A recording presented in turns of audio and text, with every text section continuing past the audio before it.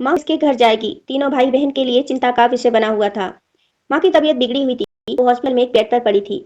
Hospital के बरामदे में उनके दो बेटे और एक बेटी बड़ी ही चिंता में टहल रहे थे।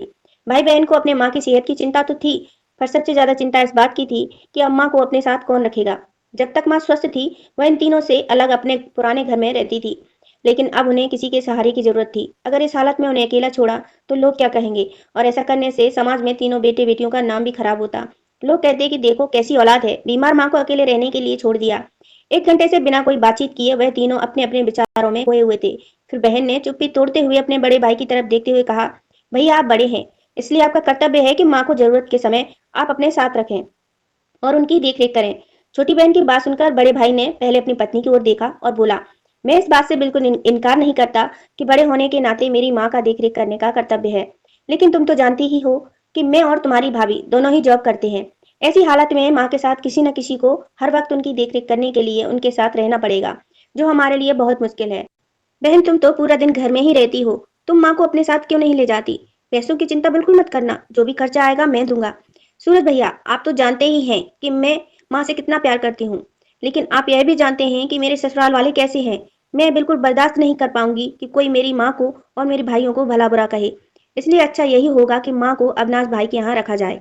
बड़े भाई सूरज ने भी छोटे भाई अविनाश के साथ माँ को रखने के लिए सहमति जताई। ये कैसी बातें कर रहे हो? क्या आपने नहीं देखा है कि माँ कभी मेरे घर 2 दिन से ज्यादा रही ही नहीं है? उनका मेरे यहाँ मन ही नहीं लगता है, फिर कैसे वह इतने दिन मेरे घर रह पाएगी? छोटे भाई ने अपनी बात रखते हुए कहा। इससे पहले कि इस चर्चा का कोई नतीजा निकल पाता, एक नर्स वहां दौड़ते हुए आई और कहने लगी, क्या आप ही वार्ड नंबर 2 में भर्ती मरीज के रिश्तेदार हैं? आपको डॉक्टर साहब अंदर बुला रहे हैं। सभी घबरा गए और दौड़ते हुए डॉक्टर के पास पहुंचे।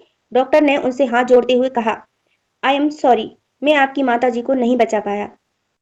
डॉक्टर की इस खबर ने सबके चेहरे पर दिखाए वाले दुख की परत तो चढ़ा दी थी, लेकिन सभी के दिल के किसी कोने में इस बात की खुशी छिपी हुई थी कि अब उन्हें माँ की देखरेख नहीं करनी पड़ेगी और माँ की वजह से उन्हें परेशान भी नहीं होना पड़ेगा। दोस्तों, छोटी सी इमोशनल कहानी ही समाज का सत्य है। यहाँ लोग ऊपर से जो दिखाते हैं वह अंदर से नहीं होते।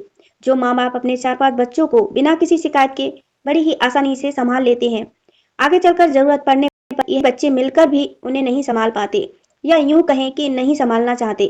बच्चों को यह बात नहीं भूलनी चाहिए, जैसा आज तुम बोओगे वैसा ही कल काटोगे। अगर आज वह अपने माँ बाप के साथ बुरा बर्ताव करते हैं, तो उन्हें यह याद रखना चाहिए उनके बच्चे भी उनके साथ वही करेंगे जो उन्होंने अपने माँ बाप के साथ किया है।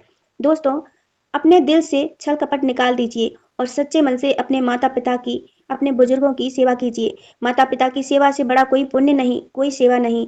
जिस घर में माता पिता का निरादर होता है, उस घर से भगवान भी रुष्ट हो जाते हैं। कहानी पसंद आई हो तो लाइक शेयर करें। मेरे चैनल पे पहली बार आए हैं तो दोस्तों मेरे चैनल को सब्सक्राइब करना ना भूलें। कहानी पूरी सुनने के लिए धन्यवाद। राधे राधे।